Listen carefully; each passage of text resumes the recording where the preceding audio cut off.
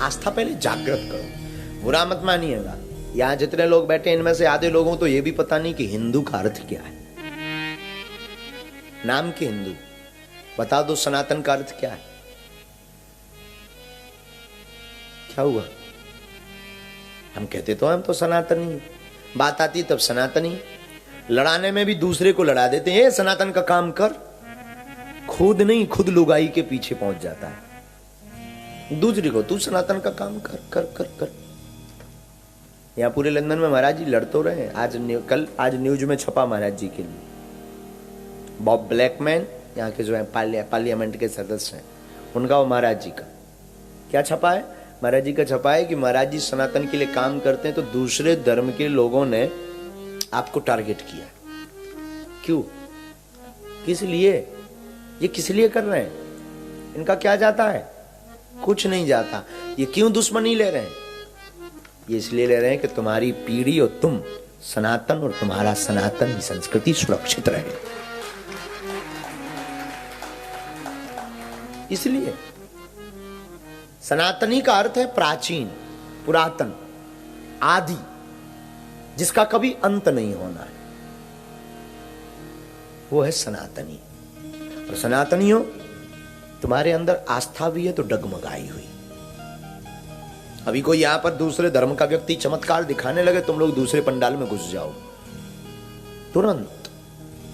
और हद तो यह है, तुम तुरंत भाषा भी बदल लोगे। कोई व्यक्ति बगल में बैठ जाए, हमारे बगल में पंडाल लगाकर, अब वो कहे कि मैं एक दिन में चमत्कार करता हूं, कथा वथा छोड़ो, तुरंत तुम अपनी कुर्सी उस तरफ कर लोगे कि हटाओ, इसको देखो। और तो और कुछ तो ये भी कहने लगे कि हम तो पहले से जानते थे बागेश्वर वाले महाराज जी फ्रॉड है। तुरंत 1 मिनट नहीं लगेगा और कह लेते हैं लोग। इसे आस्था नहीं कहते, इसमें फिर आप लोग कहते हो महाराज हमने बहुत भक्ति की, कुछ नहीं मिला। इस चक्कर में कुछ नहीं मिलता, कुछ नहीं मिलता। बहुत कुछ पाना है ना, तुम एक बार आओ, लौट कर मत जाओ। आने जाने का मतलब ये नहीं कि तुम घर छोड़कर भगवान के पीछे बाबा बन जाओ। तुम जो कर रहे वो करो, पर अच्छा करो या बुरा करो, रोज शाम को खबर दो अपने परमात्मा को, ये तुम्हारी कृपा से हुआ है और ऐसा तुमने करवाया है।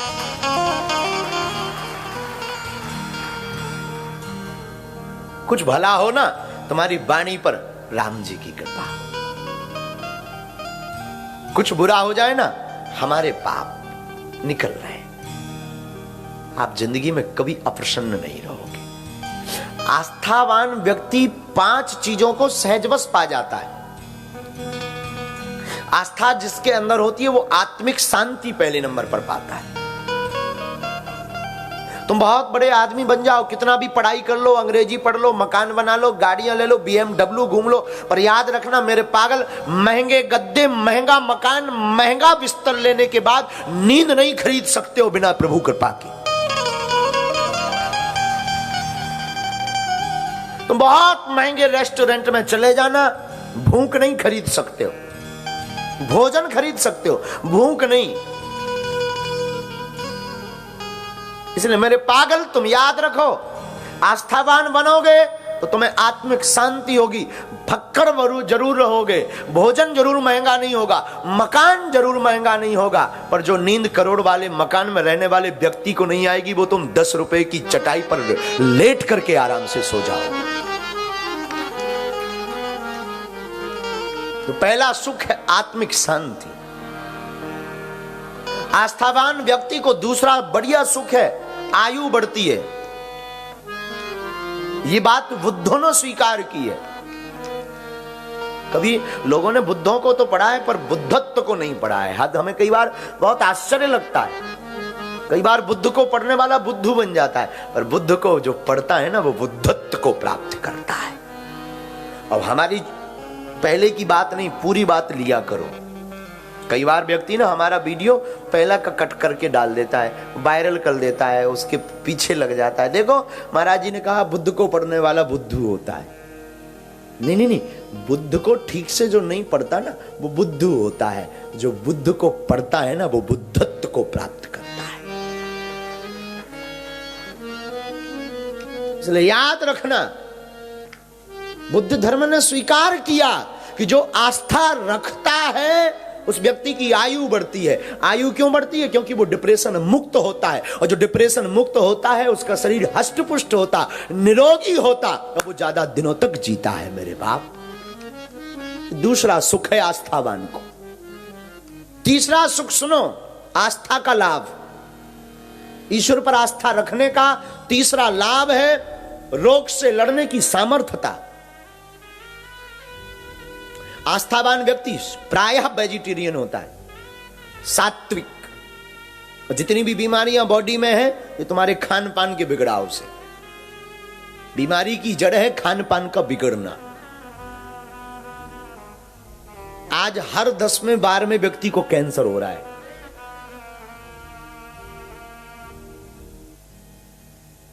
परिवार में पहले एक कैंसर सुनाई देता था रिश्तेदारी की का, पहले। आज से यही कोई 30 साल पहले। आज तुम जिसे देखो वो सहजवश बता रहा कैंसर था, कैंसर है, कैंसर से चले गए। क्यों? क्योंकि आपका खान पान बिगड़ गया।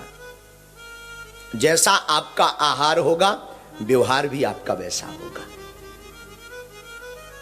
शुद्धि से खाओगे विशुद्धि पवित्र बनी रहेगी, विशुद्धि बनी रहेगी। सात्विक भोजन लो।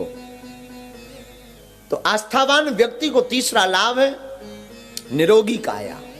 निरोगी काया क्यों? क्योंकि आस्थावान व्यक्ति प्रायः वेजिटेरियन होता है, और आस्थावान वही होता है। देखो हम लोग बहुत बड़ी भूल कर रहे हैं, और मेरे साधु मेरे पागल, ये बात तुम्हें कोई बोले मुझे खबर नहीं, ये तुम्हें भी पता है, तुम मानते नहीं, ये मेरा दुख है। तुम रामायण को तो मानते हो पर रामायण की नहीं मानते हो,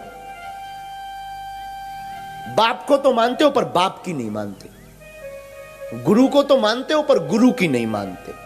हद हो गई। या तो गुरु को मानना छोड़ो अथवा गुरु पर सब कुछ छोड़ो,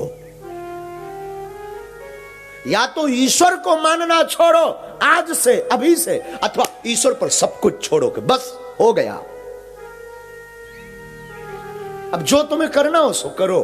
आज से तुम हमारे और हम तुम्हारे। कहो अपने गुरु के पास जाकर, उनके पैर पकड़कर, उनके चरण पकड़कर कह दो बस हो गया, अब नहीं मुझे भटकना। कह दो अपने बुद्ध से, कह दो अपने गुरु से, कह दो अपने ईश्वर से, जैसे तुमने भगवान माना, जिसमें तुम्हें भगवान नजर आ रहे हो, जो तुम्हें लग रहा हो कि ये आदमी ठीक है, उसके चरण पकड़कर उससे कह दो बस हो गया, अब नहीं भटकना। आज से तुम हमारे और हम तुम्हारे हो गए।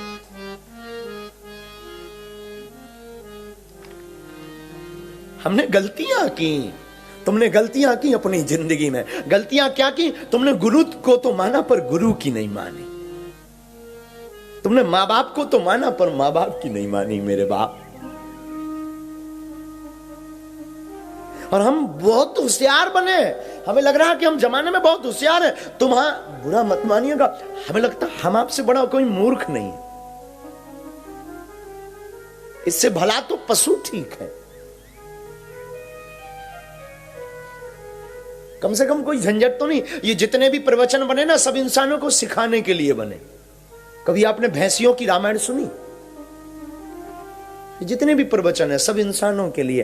और हमने बहुत भूलें की। अब मत करो, अब उठो और जागो, आस्थावान बनो।